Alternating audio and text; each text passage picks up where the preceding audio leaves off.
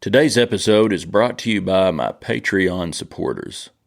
Patreon is an online platform that allows you to offer monthly support to creative projects that you enjoy, and in exchange for that support, you get access to some exclusive content. I'd like to thank all of my Patreon supporters, and especially my Trail Boss patron, Bob Kelly. They've all made it possible for me to continue Cowboy Crossroads throughout this last year. If you're enjoying the show and would like to help me keep it going, you can become a patron at patreon.com/cowboycrossroads. That's patreon.com/cowboycrossroads. I'd like to start today's show with a Christmas poem by the wonderful New Mexico poet S. Omer Barker. This piece of his is entitled, Draggin' in the Tree. The cowboy ain't no lumberjack, and if you want the facts, one thing he ain't the fondest of is choppin' with an axe. But when December snow has got the range all wrapped in white, there is one job of choppin' that he seems to like all right. A sharp axe on his shoulder, he will ride off up the draw until he finds an evergreen without a single flaw.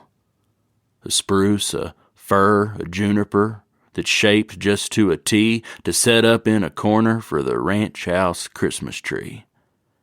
As like as not, last summer while riding after cows, he noticed just the tree he wants, with green and graceful boughs that's stout enough to ornament without no droop nor sagging, but still a tree that ain't too big to fetch without a wagon. It may be that he picked it out when August sun was hot, but he knows where to find it, for his mind has marked the spot. It ain't no chore to chop it down, and if the snow is deep, he drags it in behind his horse. It warms him up a heap to see them rancher kids run out a-hollerin' with glee to watch him and admire him when he's draggin' in the tree. Them kids may not belong to him, but that don't matter none. His boss's brood, a nester's brats, it's still a heap of fun to some old lonesome cowpoke, and it sets his heart aglow to come a-draggin' in the tree across the Christmas snow. Sometimes when there's a schoolmarm and she wants a tree at school, she gets half a dozen, for you'll find that as a rule at least that many cowboys, in sweet education's cause, will somehow get to feelin' that they're kin to Santa Claus. Sometimes the rangeland's lonesome, and sometimes it's kind of grim, but not when every ranch house has a Christmas tree to trim.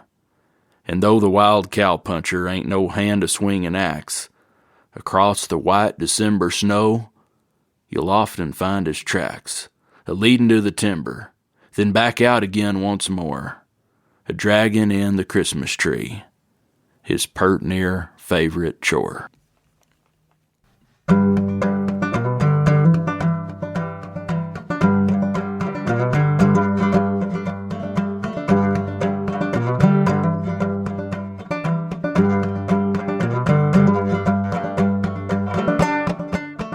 Howdy folks, this is Andy Hedges, and you're listening to Cowboy Crossroads.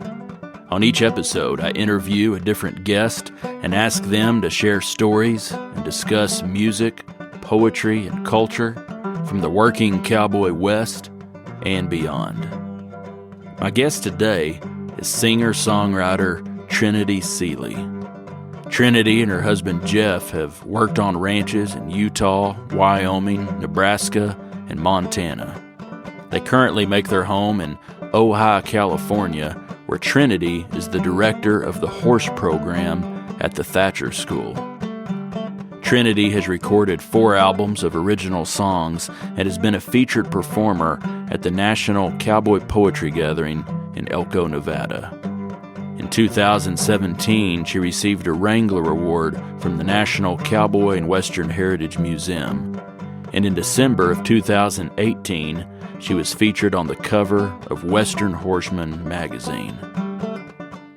Trinity and I were both performing at the Working Ranch Cowboys Association World Championship Ranch Rodeo in Amarillo, Texas, and we sat down and recorded this interview. Here's Trinity Seely.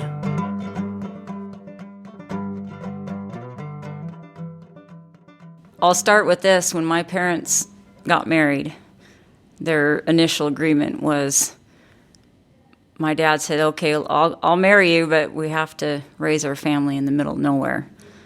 And my mom said, that sounds great to me as long as they have horses. So that there was this initial agreement between the two of them that they had those dreams that definitely meshed and came together. So when I was 3, we moved up to the Chilcotin in British Columbia, 3 hours from West Williams Lake. And just to even think about it, those childhood memories there, and we lived on One Eye Lake, and I don't know if you've ever read Grass Beyond the Mountains. Richard P. Hobson, there's a great trilogy book series that he wrote about that country, and it talks about 2 cowboys from Laramie, Wyoming, that decided they wanted to go homestead, this great cattle empire in British Columbia, and that's where it was in that whole country. So if you've ever read that book, that helps explain kind of what that country looked like. But just seas of jack pine forests and right along the edge of the glaciers, and our family station wagon growing up was a Cessna 185 because it was easier for us to get in the plane and fly to Seattle to get groceries than it was to get in the car and get to town. So we had milk cows, and we raised some just for beef, not really big into the cattle industry, but we always had horses. And I think because we grew up so isolated, from the get-go, those horses were just such a big part of who we are, and some of our best friends. But so in that country, we had really long winters, so we could plan. Halloween was usually spent ice skating on the pond, and trick-or-treating was quite a bit different because we'd all pile in a car, and neighbors were so spread out that you'd just go visit somebody and go in their house and have hot cocoa and donuts and visit, and then everybody would get in the car and go to the next person's house. And so those experiences for me growing up, I think, really solidified, and watching my parents do what they loved, to follow their passions and their dreams, and to just chase that, I think was a pretty good experience and foundation for me to realize that there was more to life than chasing a set career path or something like that. And my dad, he has his master's in education and comes from a really long line of educated people, but I think for him to take off and want to be this mountain man and raise the wilderness family in BC really kind of set this precedence in our family. And of course, our faith is a big part of our childhood and background too, because we knew that there's a plan, and Heavenly Father was ultimately in charge of that, and we have our part to play. But knowing that they were brave enough and had the faith to just take their little family and go chase their dreams was a really big example for me. It's funny how everything ties together, but where they first moved was in Washington, Leavenworth, Washington. That's where I was born. And they built a little lodge there along the Wenatchee River. Beautiful, beautiful lodge. And they ended up trading that place for this place in Canada, which was a fishing and hunting lodge. And so they went up there with that in mind. We ran that for 20, they ran that with our family. It was all family run and operated for 20 plus years. So we grew up on a fishing and dude resort. Kind of got out of the hunting end just because the atmosphere and environment wasn't quite what my parents had in mind for all of us kids. I have 5 of us, so I have 4 siblings, 3 sisters and a brother.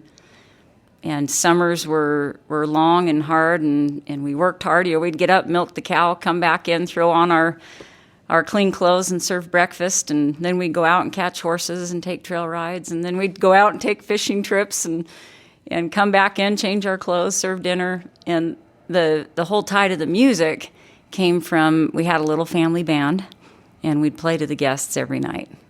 So after a big, long, hard days of work, my mom, she played the guitar, my dad played the bass. He also played the piano.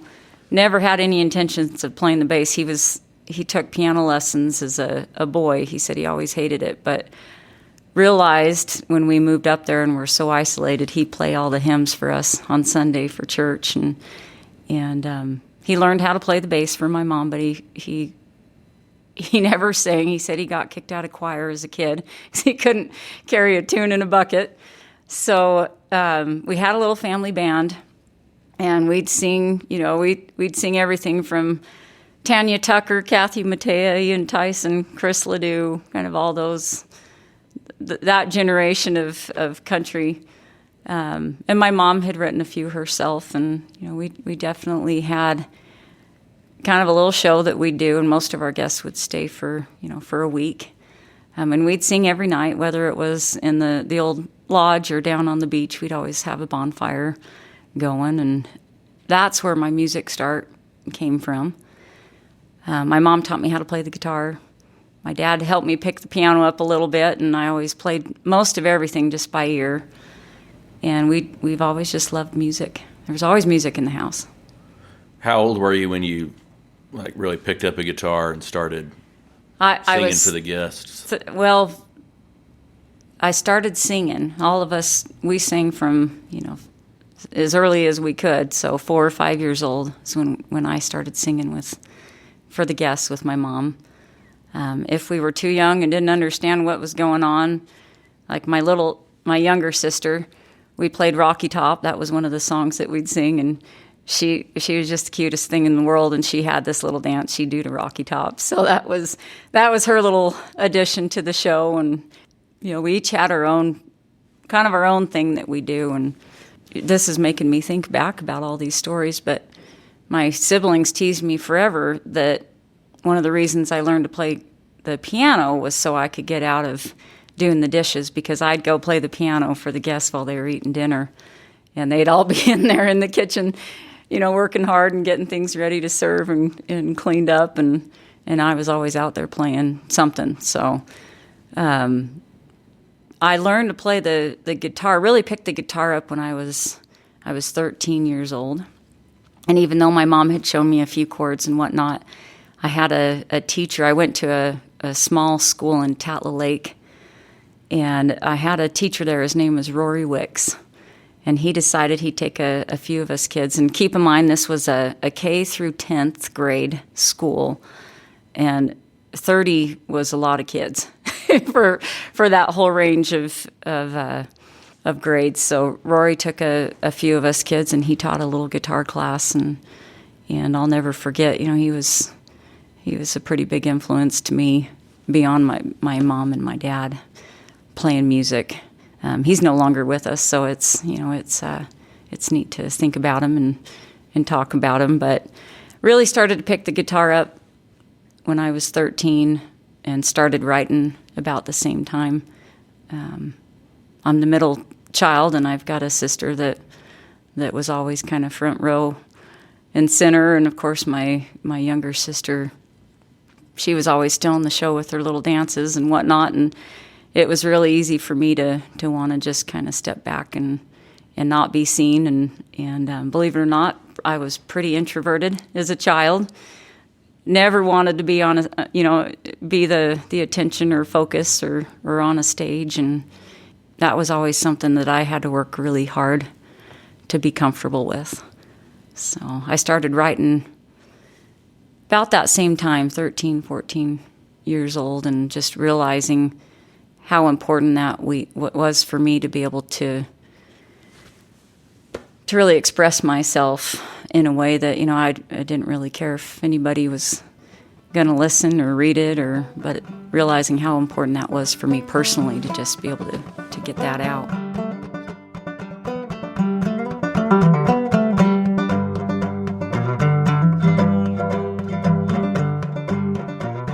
In the foreword to the book that Trinity mentioned, Grass Beyond the Mountains, Richard P. Hobson wrote these words in 1951 about the Chilcotin country that Trinity grew up in.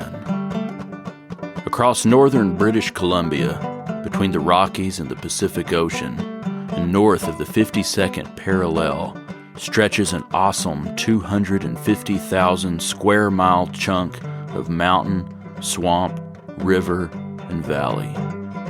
Although this raw, only partially explored territory is so immense that a number of our states could be submerged within its boundaries, only one railroad track and a single car road flanked by isolated villages and cattle loading pens splits its vast solitude.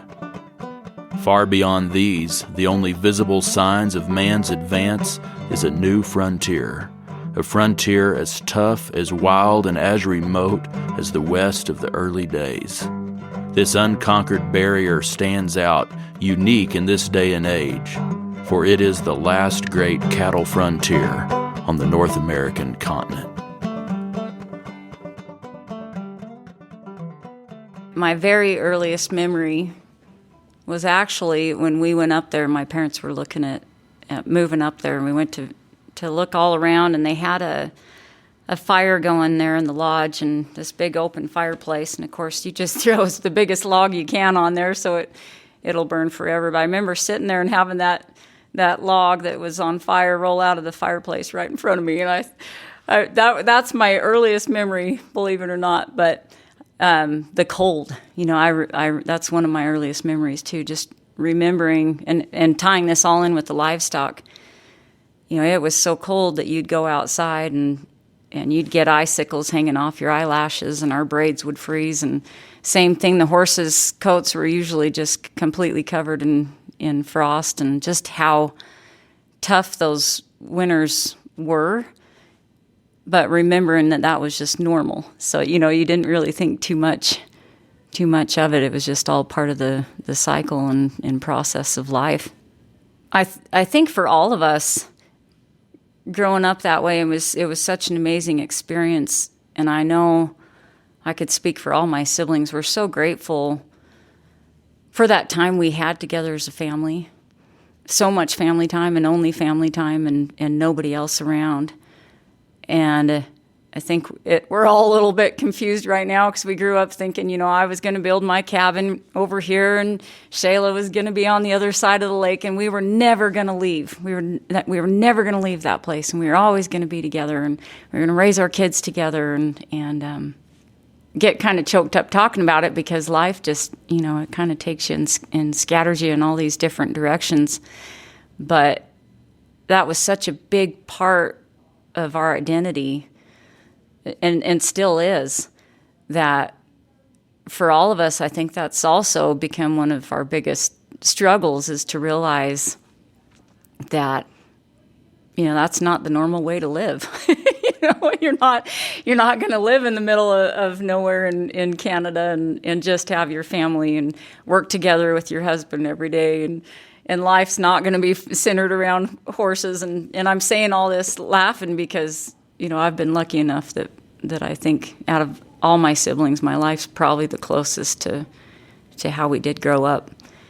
But it definitely established a sense of reality that growing up we haven't been able to find, if that makes sense. So my little sister, she still has horses and is involved a little bit there, but I think the rest of us they've kind of gotten away from it because of the direction that life's taken them. And one really neat connection to where we grew up, that my parents sold it, I want to say 19 years ago. And that was a heartbreaker because I think we all went through a little identity crisis at that point, knowing that was a place that we'd never be able to go back to. And it was such a big part of us, and we'd never be able to gather there again. But my little sister just actually bought the old home place back. So it's back in the family. There's a really big sense of comfort, I think, for all of us to know that. And I can't wait to go home. My husband's never been there, and my kids have never been up there. So, there's a lot to be being said about having that place back in the family.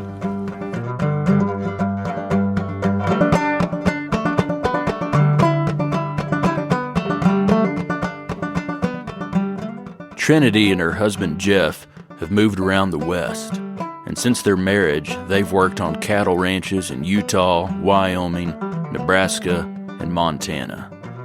In the title cut to her latest album, Camp to Camp, Trinity wrote these words. Here we go, starting again. Let it all out, take it all in. There's plenty to do, chances to take, mountains to climb, choices to make. So take my hand as we ride, camp to camp.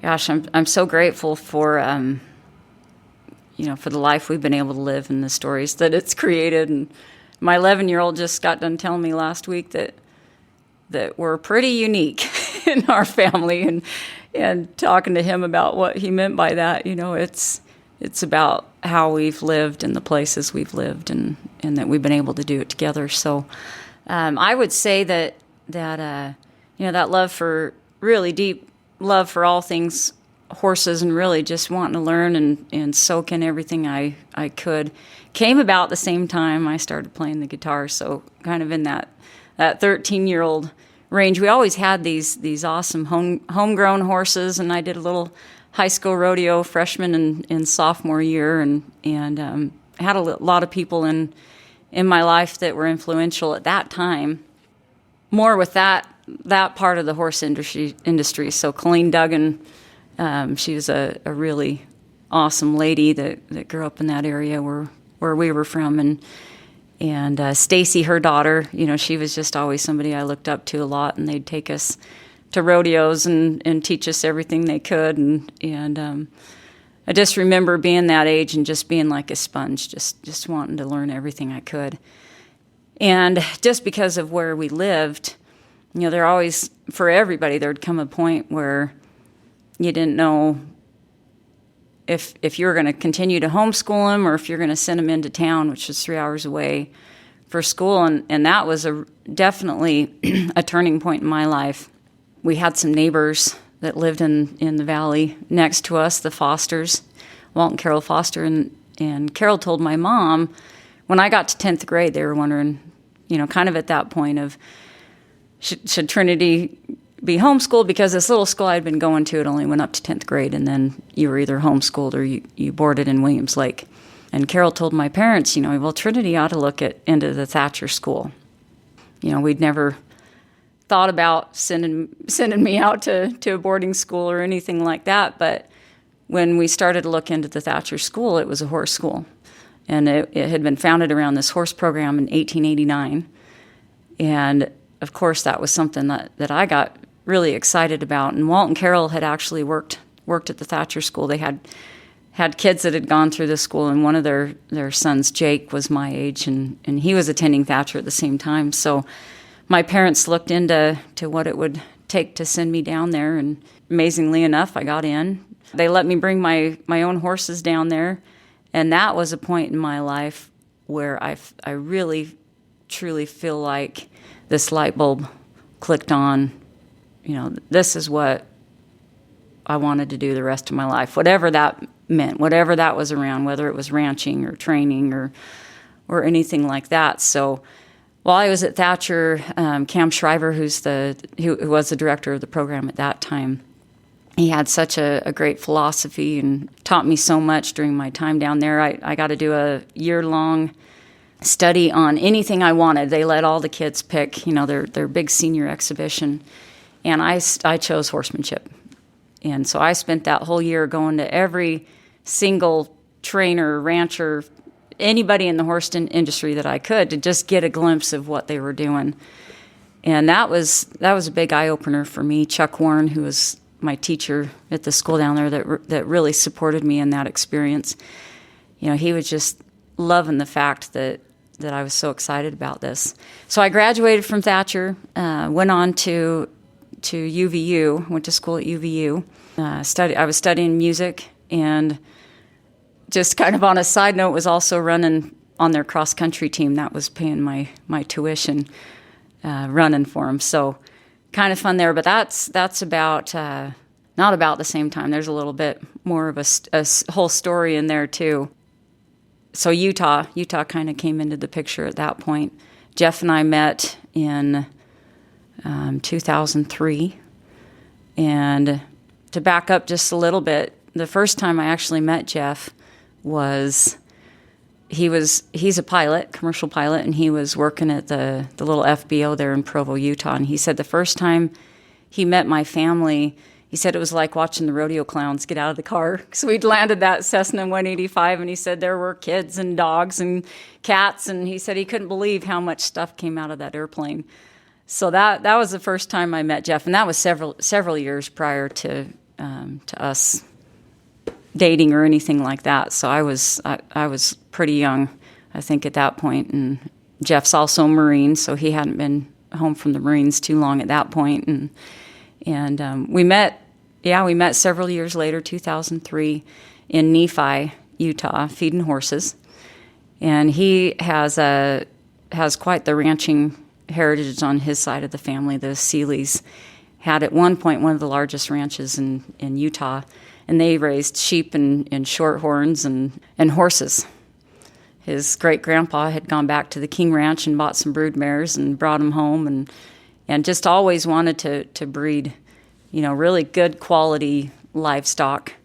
So going back just a little bit, when we got married, first thing we did was we went off and worked for the Double Dollar Land and Livestock in Holden, Utah, and we were helping them train their rope horses. It was a big rope horse operation. They also raised, I think, around 350 head of Angus at the time, and some Corianis and Longhorns. So that was our first kind of real glimpse of working in the ranching industry together as a couple, and training horses, so kind of bringing everything together there. We did that for a short amount of time, and then Jeff went and got a flying job, flying the natural gas pipelines. And so he was flying, and we were training horses on the side. And he'd fly 3 or 4 days a week, and he'd cover several states. And on the days off, we'd load our horses up, and most of the time we'd go and we'd volunteer at a feedlot that was owned by the LDS Church in Alberta, Utah. And we'd go out there on the weekends, and we'd volunteer our time to help them check pens, and that just became part of the routine. Every Saturday, we'd go out to the feedlot with our colts. So one Friday, Jeff came home, and we had Catherine. She was probably 6 at the time, and Wyatt was just a yearling. And Jeff came home, and he said, "Well, honey, I hate to tell you this, but I don't have a job anymore." And of course, we thought, well, goodness sakes, what are we going to do? Yeah, we definitely said some prayers, and the next morning was Saturday, and we loaded up our horses, and we went out to the feedlot. And at this point, he'd become really good friends with the cow boss out there, and Jesus Fimbrace, and Jesus told Jeff, he said, "Jeffrey, you just come to work Monday. You've got a job." And, I get choked up thinking about this, because there's a point where we are in control of some things, and then there are those times when you just have to turn everything over and hope you're living well enough to be guided in the right direction. And that kind of catapulted us on our ranching experience there, working for it was the Alberta Land and Livestock, their Deseret feedlot. And we worked for the feedlot for 4.5 years. And at that point, the Deseret Land and Livestock's also part of Ag Reserves, which is one of the largest land and cattle owners in the country. They asked Jeff if he'd be interested in being transferred out to Martin's Cove, Wyoming. And it didn't take us half a second to think that, that's what we wanted to do and where we wanted to be. And we went out there to look at the job, and of course the wind was blowing, and I think it must have been March, and anything but pretty. The snow drifts covering the road, and just bitter cold, and we pulled into the ranch there, and the house that they were going to put us on sat on a hill, and it overlooked Devil's Gate. And the Devil's Gate was at the base of the Rattlesnake Pass, and they told us our kids were going to have to go to the Poison Spider School. And we thought, well, if we're ever going to have an adventure like this is the time. So Jeff actually moved right away. He moved the end of that month, and I stayed in Utah with the kids until they got out of school, and we all packed up and met up together. But one neat connection with this ranch was a lot of, we're LDS, and there was a lot of historical connection there that we didn't even know we had a family tie to. But I had some ancestors that had made the trek from back east into Utah with their handcarts, and a big company of the handcart people had gotten stuck there in a winter storm, and close to 300 of them died right there at Martin's Cove, and I found out my great-great-grandpa was buried right there, and that my great-great-grandma, such a strong woman and pioneer of her time, she went on to the Salt Lake Valley with 8 of her kids by herself after she'd buried her husband there in that valley. So, just a really special experience for us. I always felt like we were living in some story in a book. You'd just be riding, checking cows, and there'd be an unmarked grave, or you'd come across some wagon ruts, or the Pony Express Trail, Mormon and Oregon Trail all ran right through the ranch. Really neat time in our lives. Our hearts definitely, that was kind of our first love, I feel like, in ranching, was there at Martin's Cove. And when the company transferred us to Nebraska at that time, that was almost like, you just lost your first love, because everything was in that little valley, and we still talk about it, but we're never quite sure we'd get over Wyoming. We just love that country so much. We went on from Wyoming to Ashby, Nebraska, in the Sandhills there, which was such a different experience on all levels. The country was very different. The Sandhills were just beautiful, but no big mountains. I've definitely always been around the mountains. We were there 2 years. We lived in Ashby for most of that time, on the Abbott unit of the Rex Ranch. My kids loved that time in their lives. We showed up to school and brought the 3 little boys in to register them for school, and the principal came out and wanted to know if he should measure them for their football helmets and uniforms right then and there. Like they were grown football players and ranchers, and that whole community was just so wonderful. I've never been around more just generous, thoughtful people anywhere. Just love those people with all my heart. We decided 2 years into it that we weren't quite done with our journeys, and so through some connections that Jeff had made with ranching, and really at this point he was really getting into holistic management and grazing and low stress stockmanship, and just really feeling passionate about that and wanting to learn and to dive into that a little bit deeper. We went to work for the Hibbards at Sieben Livestock in Cascade, Montana at that time. And Whit Hibbard, one of Bud Williams' proteges, was one of the owners of the ranch. And so for us to be able to go up there and just really dive deep into, to everything that we were excited about was just huge. I told you that our hearts were in Wyoming, but I think they're in Montana now. I think they'll always be there, and that family to us, everybody asks us if it was a family place, and it wasn't our family place, but the Hibbards were the most amazing examples of stewardship and family that I think I've ever seen. They were just so tightly connected with the land, their heritage, what they could do to be better, not just better people, but better stewards of the land and their livestock, and not afraid to kind of go against the grain and try different things and new things. It was an absolutely amazing experience.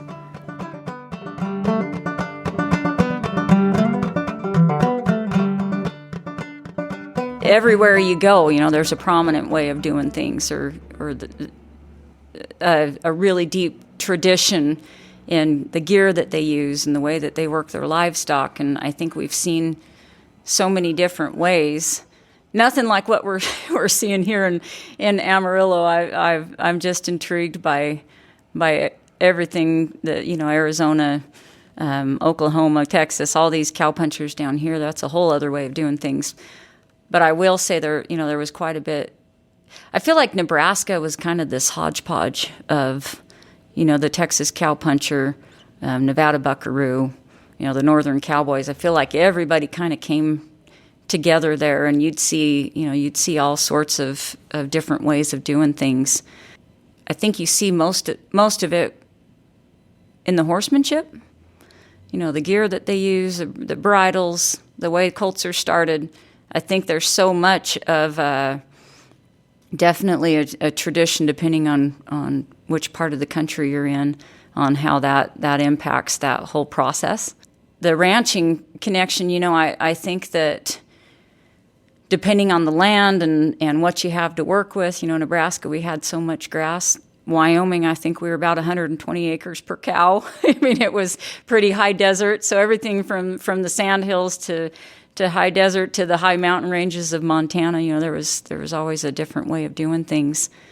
We did a lot of intensive grazing in Nebraska, and then again in Montana, which was a whole new learning experience for us. Especially compared to just high desert grazing in Wyoming.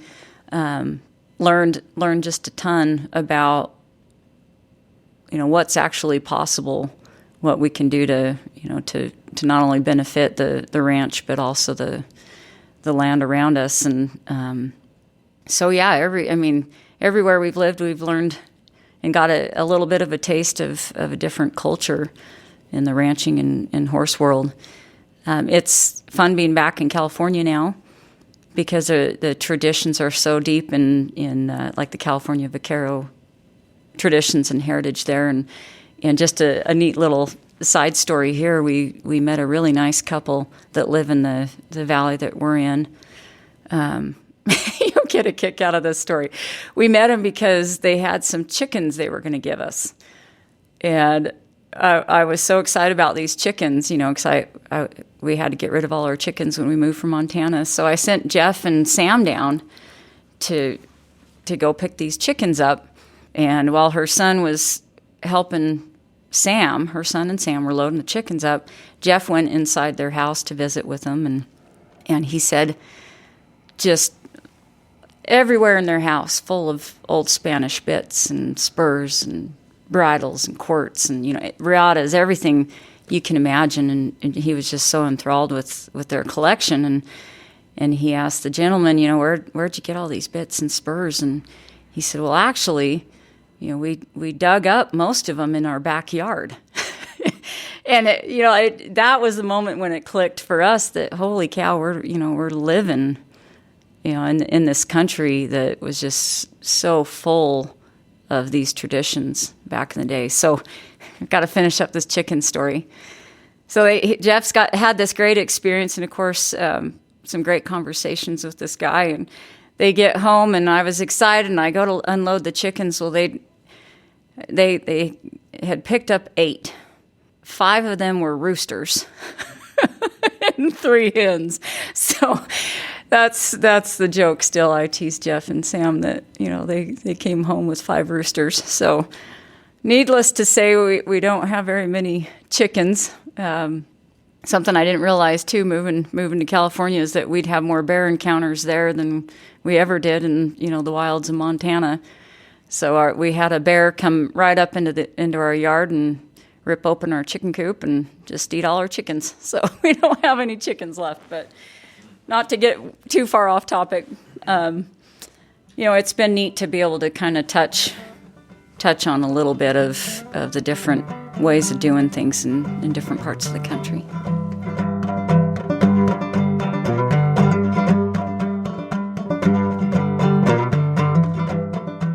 As you are about to hear, Trinity Seely's story is one of coming full circle. In 1942, T.S. Eliot wrote these words in a poem entitled Little Gidding. We shall not cease from exploration, and the end of all our exploring will be to arrive where we started and know the place for the first time. When I left Thatcher, and just a little bit of history on Thatcher, it's one of the top Ivy League prep schools in the nation. From the start in 1889, the kids that had come in, every new incoming student is required to ride a horse for a year. So whether or not they've got any background or, it used to be way more that it was mostly ranch kids that would come in. And I'm starting to hear a lot of these stories as I'm connecting with alumni of the school, what part of the country they came from, which ranch they came from. But now, the way that the industry's gone that way too, it's a really competitive prep school. These kids go on to some of the best colleges and universities, and they're going to be our lawmakers and doctors, and really big part of our future. And so to have this horse program as the flagship program of the school, even still in 2021, how cool that is that they've realized that this is their character development program. These kids are coming in to learn everything from responsibility to knowing that there's something more out there, a lot bigger and more important than themselves sometimes. So for me, when I graduated from Thatcher, I'm sure I was I wasn't one of those students the school was most proud of. I didn't get into some top-notch university, and I didn't have these big plans to go on with my education. All I ever wanted to be, quite honestly, was a mom. It's where my heart always was at, and knew I wanted to raise a family. And my music, of course, during my Thatcher years was always a big part too. And my vet med teacher there, he wrote in one of my comments, he said, "I don't think you're going to go on in veterinary medicine," he said, "but I think your music career is going to help you support your love and passion for horses." So I thought that was pretty wise of him to figure that out. It took me a long time for me to figure that out. That all being said, I never thought that my path would lead back to Thatcher.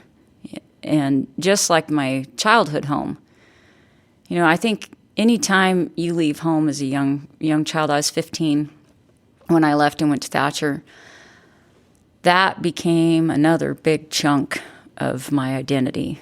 Who I learned who I was during that time was just so huge and critical to my progression. And so Montana, I mentioned that we were so happy. We loved it, loved the family. Never thought we'd leave. We loved that whole country and where we were at. And it had gotten to the point where Wyatt, our oldest son, he's just brilliant. And we'd thought for years, if he ever had a chance to go to Thatcher, what a neat opportunity that would be, and how that would truly be a place that would push him and maybe help him reach some of that potential that we didn't feel like we could give him where we were at. So ninth grade was coming up fast, and we really started to think about this a little bit more seriously, and we had some family discussions. And of course, I told stories for years to Wyatt and the rest of the family about Thatcher, and so he was pretty familiar with it, and I think it was something that he'd always had on his radar too, talking about how this would be a great place for him to go. But we finally sat down as a family one night and decided it needed a more serious conversation, and we decided, number one, we couldn't afford it. Being on a Cowboys wager, we couldn't afford it. And number two, we're a pretty tight-knit family and weren't sure we wanted to send our boy off either. So that evening, we decided that Wyatt wasn't going to go to Thatcher. Well, the next week, this was in January, the next week I went to play at the Art of the Cowgirl event that they were having in Arizona. And on my way home, I noticed a posting on Facebook from Western Horseman, and it was a job posting for the assistant director of the horse program at the Thatcher School. And man, this light bulb went on, and again, you couldn't plan all this if you wanted, and I knew this was coming from a higher place. And so as soon as I landed at the airport there in Great Falls, I called Jeff and I said, "I know this is something we've never even thought about or talked about, but what would you think about applying for this job?" And man, we prayed about it, and thought that it might be the right thing to at least look into. And so we applied for the job, and everything felt right. We went down to interview. Richard Winters was the director of the program at the time. Had a great visit. Just to get to the interview, it kept feeling like all these things were coming against us to make it so hard for this to all happen. I mean, it wasn't a smooth, easy, everything didn't just click into place like sometimes you think when things are meant to be, that everything's just going to fall into place. And I mean, we missed our first 2 flights. There was a big blizzard that came in, and nobody could get in and out of Adel Road, and we ended up making it to the interview. I'll never forget the phone call that we got when they told us that we got the job. Jeff was, he'd pulled over on the top of the mountain, the only place he could get service, and I was on the road playing music, and they called both of us and told us, and there was this feeling of, oh my gosh, like we're gonna give up everything we've worked so hard for and loved so much and put our whole lives into up to this point. I don't want to say scary, but a lot of unknowns of how this new endeavor was going to affect our family. But we got the job before Wyatt got into the school. So the next process was for Wyatt to apply, and it's quite the application process. And just to give you a little example, they had 900 applicants last year, and they accepted 64 students. And these kids are coming from 26 different countries and 26 different states and 12 different countries. And so there was this moment of like, oh my gosh, we've committed to taking this job and being there, and what if Wyatt doesn't get in? Because this is the whole reason we're going down there. But long story short, Wyatt got into the school, and so at that point, Jeff was the assistant director. Richard Winters was the director. I had full intentions of just going down there and being a mom and riding some horses and teaching kids, and we were en route when Richard called and told us that he and Cheryl were going to continue on and pursue with their. He does a lot of clinics and shows, rein cow horses and whatnot. So they were moving on, and that whole, everything just changed at that point. And Jeff's job title as the assistant director is the facilities and horse manager. So he takes care of all the nuts and bolts from managing the horses to the facilities. And he said, I don't necessarily want to be the director. I'm not sure I want to be the person in charge of making all the decisions and talking to parents and trustees. And so we thought about it, and I thought, well, I guess I'll apply for the job. And it's just funny how things work out. Getting the job, because people have asked Jeff how it feels to work for his wife. And he says it's always been that way anyway. So, it's neat to think that, there was that point when we got the job and knew that our life was going to change pretty dramatically, and it has in so many ways. But I think to both of us, it feels like, to watch Jeff, I was pretty worried the first year that, not having his cows and ranching, how that would be for him. But to watch him shift his focus to these kids and to know that he's laying a foundation for them that they'll remember for the rest of their lives. And, he's got a group of boys that they come out every free period they can to rope a cow, or, they're just so into it. And so to see that paradigm shift in my husband has been pretty powerful. And for me, with the music, I'm still able to go out and travel and play a little bit, but I kind of feel like, our mission has always been to perpetuate this lifestyle and culture. And even though we're not out there ranching and sharing it as much through music, our instrument has changed a little bit. Now we've got the horse. The horse is the instrument that we have now to help share and perpetuate and promote this culture of ranching and cowboys, and we do really get into the cultural diversity of what it means, to be a cowboy, and horsemanship. The horse is the equalizer. It's amazing because they're showing us and teaching us that for if you look at that culture of cowboys and horsemanship. I mean, you get everything from, you start pulling in the cowpunchers and our black cowboys and the California vaqueros, and everything is kind of pooled into one thing.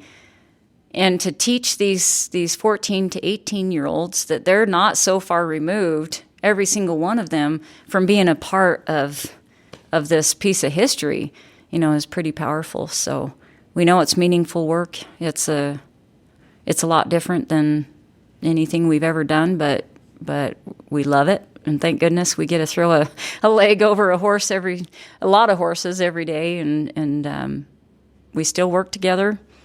That's hard some days, and really, really amazing, and such a blessing other days. And I don't know what I'd do without him.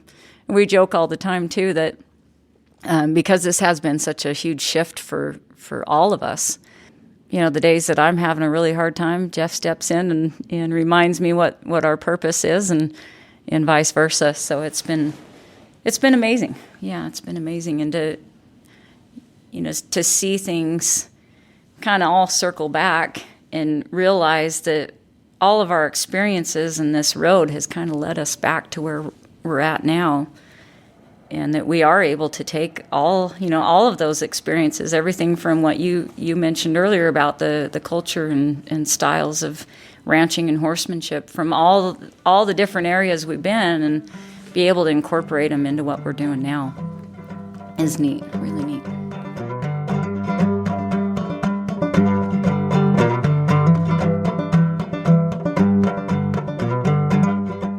In her song entitled "A Cowboy Hat," Trinity Seely wrote these words about working with horses.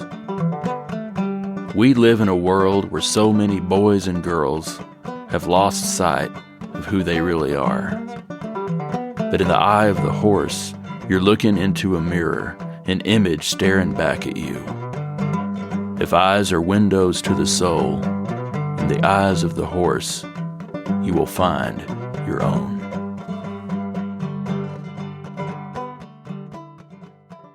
I think there are a lot of different reasons why it works.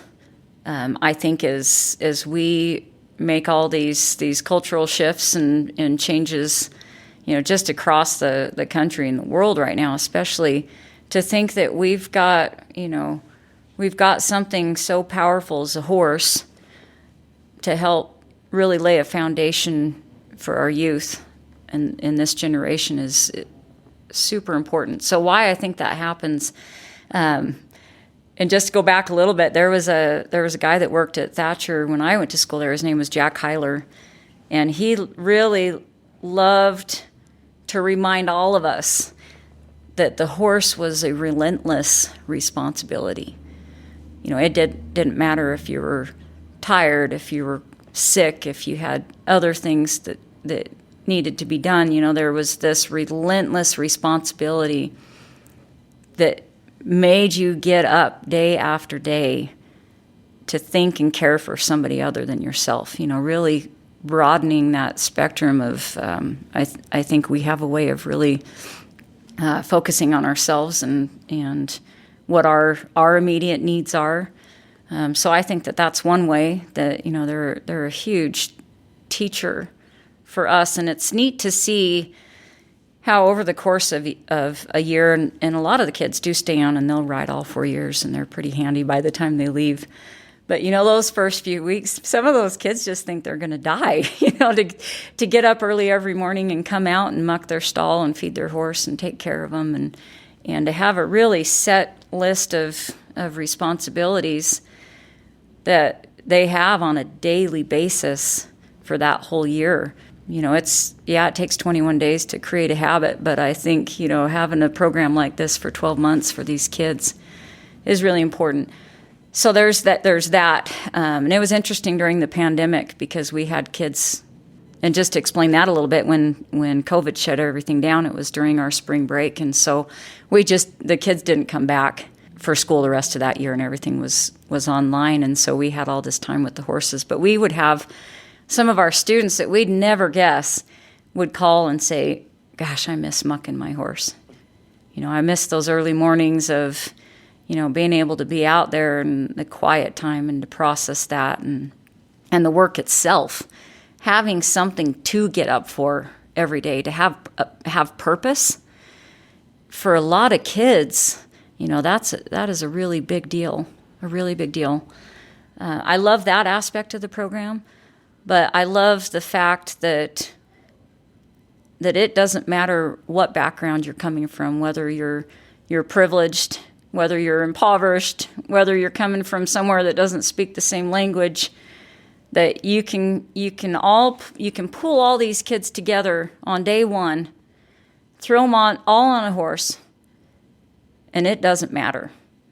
It does not matter where you come from. It doesn't matter if you're athletic, if you're introverted.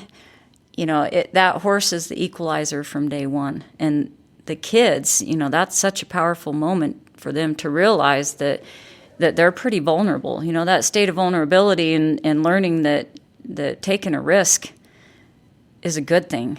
There are moments in life where, this is something I tell my kids all the time, is you've got to ride with purpose. If you don't go out there and have a plan, you don't get a lot done. And so for the kids to realize that, you can go out there and you can fake it to a point, but you can't. Your heart's got to be into anything that you're doing, whether it's riding a horse or holding a job or, whatever it is that you're going to do in life. You've got to go out there and you got to mean it. You got to have a plan. You got to have a purpose. And I think for, any kid that's 14 years old, to really have to think about what that purpose is. Are they there because their parents are making them be there? Are they there because a lot of these kids, this is the reason that they chose to go to this school, is because of the horse program.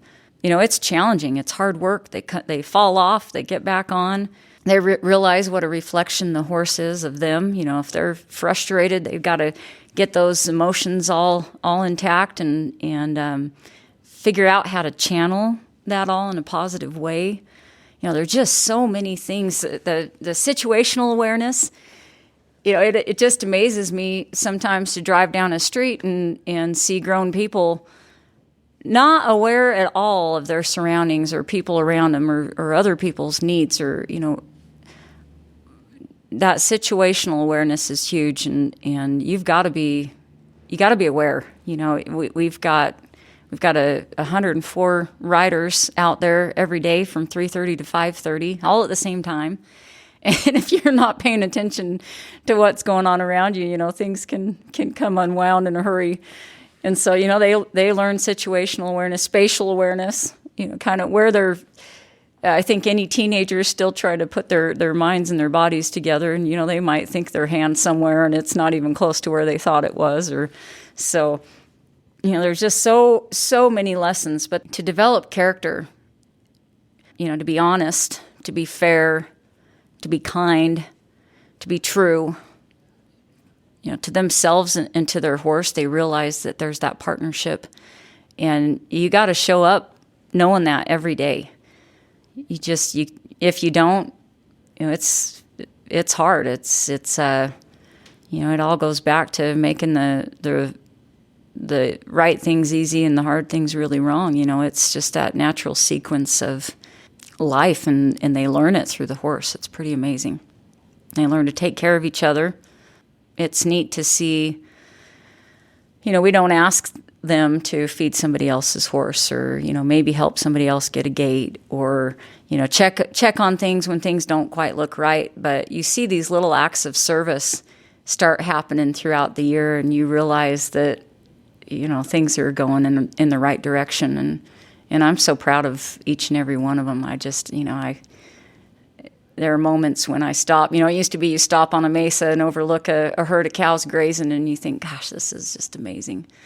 And now, I get up above this big area that we ride called the Gymkhana Field, and I look out over all those riders, and it's special. It's special to think that they've all had to work. Nobody was handed this, on a platter. They've all had to work really hard to get to where they're at, and to see them taking care of each other. And you might be riding home and it's dark, and talking to a kid, and they might turn around and speak Mandarin to the kid behind them. And, you hear kids talking about calculus class and quantum physics, and we got an astronomy club. And, there's just so many things being talked about while you're horseback that, it's kind of an amazing experience for sure.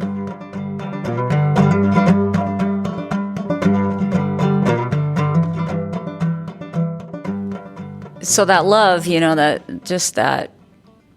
think that's kind of innate in all of us. There's just, there's something that music does for all of us. It's always something I loved. I mentioned picking the guitar up and playing early on in my life. And when I went to Thatcher, that was a tough transition for myself. Being taken out of an environment I was really comfortable in and getting thrown into this, this whole new world. Music was always a place that I felt really grounded. And I always loved, the old cowboy music. And so the very first thing I ever recorded was the cattle call there in the old auditorium at the Thatcher School. Greg Haggard, who's still the director of the music program there, which is kind of neat, where we still get to play music together. He had me come in one day and re-recorded the cattle call. That was a moment, and I'm sure you can relate to this. The first time you record something, is just such a really neat experience. And I thought, wow, this is that you can take all that feeling. That's what's so intriguing to me about the recording process, is how to get an emotion and a story across in a process that kind of makes everything flat, that can take that out of it. So that was always really intriguing to me. And then when I went on to college, again, to kind of help pay my way through college, I sang at a couple different places. I had some standing gigs that I'd go play 2 or 3 times a week, and tried to keep that going because that was something that just kind of always grounded me. When Jeff and I got married and I started to have all these experiences and meet people, and to see how deep these connections went, depending on who we met or stories or, how they connected with the music was really important. And of course, when we started off on our little journey, and especially kicked off into the ranching portion of it all, I started to have these really personal experiences as a ranch wife. And that was, that was kind of some of my therapy too. My sisters were really good at keeping a journal. Really good. I was horrible. I'd rather go sit down and write a song. And that's kind of what I'd always done. And so throughout this early time in my life as a mom and a wife and a ranch wife, these were opportunities for me that if something was just so inspirational or just thought, wow, this, that wasn't always the good stuff. Sometimes it was the hard moments. I'd sit down and I'd write about it. It's funny how connections work too. My sister that's just older than I am, Shayla, she ran for Miss Rodeo Utah a couple of years. And at one of her events, Bryn Hill was there playing. And that was the first time that I'd met Bryn. And I was probably 16, 17 years old at the time. And just amazed at what Bryn did, amazed at the style and the technique and, again, the storytelling. And so we'd gotten to be good friends with Bryn and stayed in touch with him. And so this was probably 2010. I think it would have been 2010. I reached out to Bryn because I had a whole collection of songs that I didn't really know which direction to go with it, but I knew I wanted to record it. I didn't know what to do with it at that point, but felt like this was something that we all kind of shared, some of these stories and emotions, and just barely starting to see a little peek into the cowboy music world. I, of course, have so much respect for Bryn. So I called Bryn and I asked him if he had any ideas or what he thought I should do, if I should record. And he was really honest with me. He said, he mentioned how hard it was, if you really wanted to go out there and be on the road and record and being a young a mother of young children, this would probably be a challenge. And then he also said that he'd be really honest with me with my music, whether it rang true enough or, the quality was there. And so he asked me to send him a rough draft of my music. And so I hurried and put together a little CD and mailed it to Bryn. And he called me back and he said, I think we should do something with this. And he was the most instrumental person in getting my foot out the door with my music. He took the time to, and he told me later on that it was kind of an experiment for him. He wanted to see if he could gather quality musicians and put together a real quality cowboy music CD in Utah, in this area that we were living in. And man, that was such a magical process for me.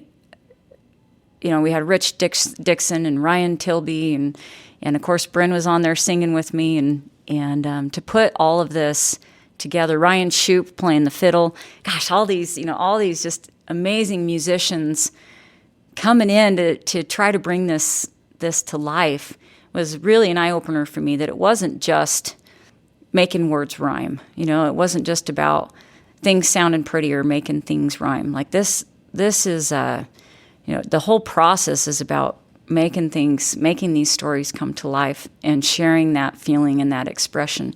To me, that's what, and still is what means the most to me. So Bryn helped me get that first CD, self-titled CD, out the door in 2011. And I'll never forget, I called Bryn. This was right before we'd moved to Wyoming, too. This is when we were working at the feedlot, when I was putting all this together. And a lot of those songs on there were written while we were working for the feedlot in Alberta. And so, it's fun to look back through all my albums, because the stories have such a connection to where we were at in life that it truly is almost this journey of people and places and stories that way. But I called Bryn and I said, Bryn, well, I know we've worked really hard on this, and I just found out I was pregnant with Sam, and I just felt like, timing wasn't bad, but it was going to be hard. It was going to be a little bit more challenging. And I'll never forget Bryn saying, I think this is perfect. This is perfect timing, because you're making it real. It's, sure, you're making the CD, you're singing about it, you're singing about, the kitchen window cowboy that's on the old Polly Rope CD. When I wrote that song, I'd released my first CD. We were in Wyoming. I was having a really hard time with all these young kids and trying to be out on the road. And you know how it is, Andy, you got to travel 1,000,000 miles to meet people and play at all these different gatherings. And I was having a blast doing it, but it was kind of hard with having the young kids. And of course, Jeff couldn't come because he was home on the ranch. And I'll never forget just feeling pretty discouraged one day. And I was sitting there at our window looking over Devil's Gate. And Sam was a really hard baby. And he was hanging onto my leg, and he was just crying. He just wouldn't stop crying. And looking out the window, I could see Jeff, and they were bringing in all the pears. It was shipping time, and they were getting ready to sort everything. And I thought, oh my gosh, that's what I want to be doing, and really feeling sorry for myself. And I got a poem from a friend of mine, Jan Wood, and she sent me this kitchen window cowgirl poem. After reading through that, I think that was another one of those light bulb moments of realizing that, oh my goodness, like this is exactly how I'm feeling, and there needs to be a song about this. But so realizing that these experiences that we have, even though they're personal, reach so many people on a different level, that it became almost a bigger calling for me to know that I wanted to do a good enough job that I was representing, the women in ranching, the ladies and the cowboys and the horses, and there's always been kind of this sense of responsibility for me to make sure that I'm representing it in the right way. It's been an amazing experience for me. And I've realized, I'll go back and listen to some of my older songs and realize that as we grow and we learn and we develop as a person, that, we also change a little bit. And I think we'll always change until we're no longer here. But, Waddy mentioned something to me in Heber City last month that really struck a chord with me. And we were kind of talking about all this and about Thatcher and changing lifestyles. And he said, Trinity, you've reached the point where you are who you are. And I've really thought about that a lot, because we're all born who we are. And as we develop, all these experiences add to that authentic self of who we are. And so to listen back to my music and read the lyrics and to realize that, we're just on this ever-evolving process of becoming who we are, becoming that person. The last CD, Camp to Camp, was really special to me, again, just because this land that had shaped us into who we are, it was such an impactful part of my life at that point.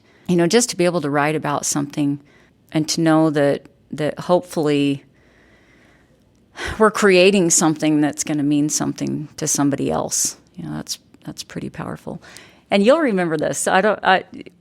Being at the Western Heritage Awards in Oklahoma City, when Robert Duvall stood up and was talking about making these Western movies, and talking about how he knew he'd never be, he was never going to be the cowboy out there working the ranch, but he was the one that could go out and represent that culture and the hard work that these people are out there doing. That was really cool and interesting for me to hear somebody like Robert Duvall mention.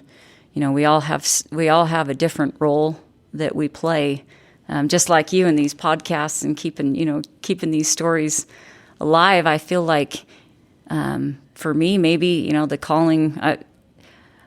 I just want to share the goodness and the authenticity of what's still going on out there.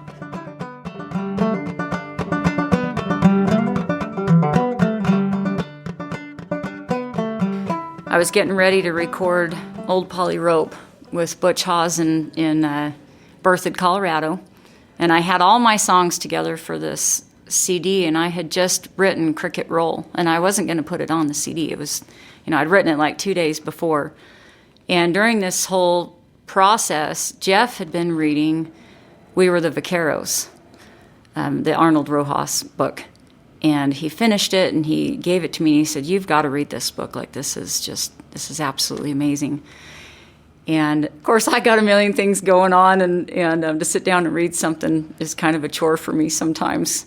When I hit the pillow, my eyes close. So I was just flipping through and reading random stories here and there, and definitely not a front to back read by any means. And the first story that I'd flipped the book open to read was about this old California vaquero, and he'd reached the point in his life where he couldn't get up and ride out with the rest of the men in the morning. But it said he'd still go out and he'd catch his horse, and he'd brush him out, and he'd saddle him up, and he'd get everything hung just right. And then it said he'd bridle him up, and he'd lead him over to the lawn, and he'd sit down, and he'd listen to his pony's cricket roll. And man, I just got shivers. I couldn't believe that, this book that was written, correct me if I'm wrong, but I think like 1920s, 30s, that there was a story in there about a sentiment, a feeling that was so powerful to me. Like that to me, that was amazing. To realize and understand that there's such a powerful connection across the board. I wasn't a California vaquero, but to know that was still the feeling for me. So on a bit, and a lot of the old Spanish bits will have a cricket, but the cricket is the little roller that's on the mouthpiece in the bit. Some bits don't have it. Some bits do, and what they do is it helps keep the horse's mouth moist. So they'll roll that cricket in their mouth and keeps everything kind of salivated and moist in their mouth. And on top of that, the horses kind of tend to like to roll that cricket. If they're happy and enjoying life, you got kind of this nice, slow rolling cricket. And it's just kind of a clicking sound. And it's just beautiful. It's absolutely beautiful. And for me, when I wrote this song, what inspired this song was we were shipping cows. We were in Wyoming, and just the wind had just blown. I think it was blowing 70 miles an hour that day. And of course, everybody's faces were just completely covered with dust and dirt. And we trailed the cows in quite a ways to the pens. And so Jeff had me ride back to get the horse trailer. And I was long trotting across this really flat piece of sagebrush sea, and on this big blue roan, and my horse was just rolling that cricket, and the sun was going down. All those things that sound really corny and cheesy, but it's like, wow, this is where there is so much peace, so much solace and peace. And so that's what inspired the song there. And then to hear and to have it confirmed with that story in the book was pretty cool. So, cricket roll.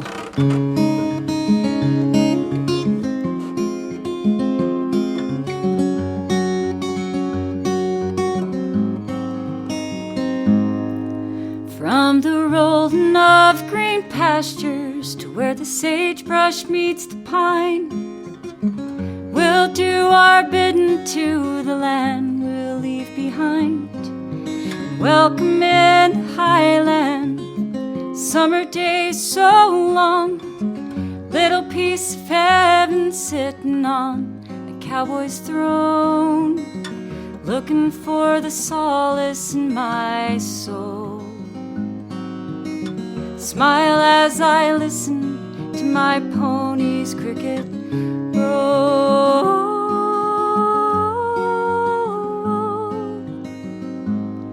Well, in the misty haze of twilight, when the night horse rings her bell, we'll roll it up, saddle up, and hit that loving trail, and ride off towards the mountains, snow-capped covered peaks, hoping that beyond the pass you're waiting there for me to put an end to this long and lonely road.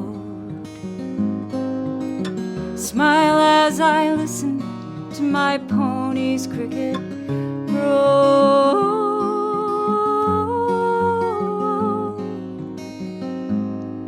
So from the deserts of Nevada to Amarillo, Texas, from Paradise to Kamei, these trails all lead you home. And I'm through a days of wandering, so I'm coming home to stay. The only view I need is looking through the ears of that old gray, looking for the solace in my soul. Smile as I listen to my pony's cricket roll.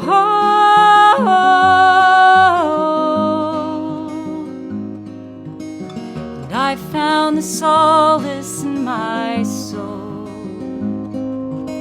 Smile as I listen to my pony's cricket roll.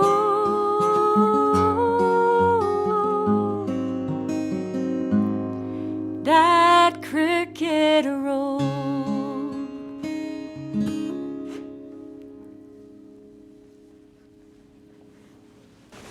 Beautiful. Thank you. Thank you for playing that for me. Appreciate it. Thank you for taking the time to share your journey so far with me. Well, I am so honored to be in here and just giving all your past interviewees. Just very honored to be here. Thank you, Andy.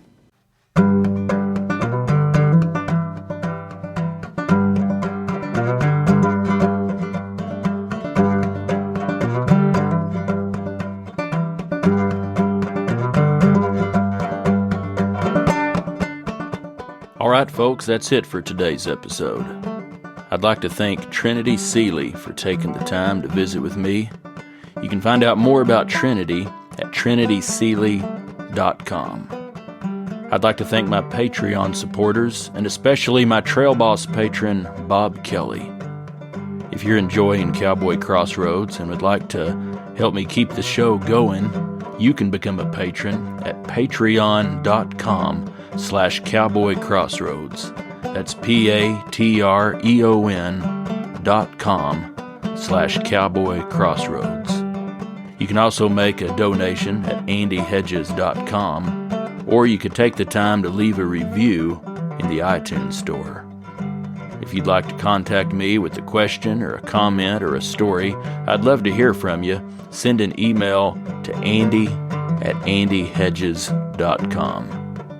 Thank you for listening to Cowboy Crossroads.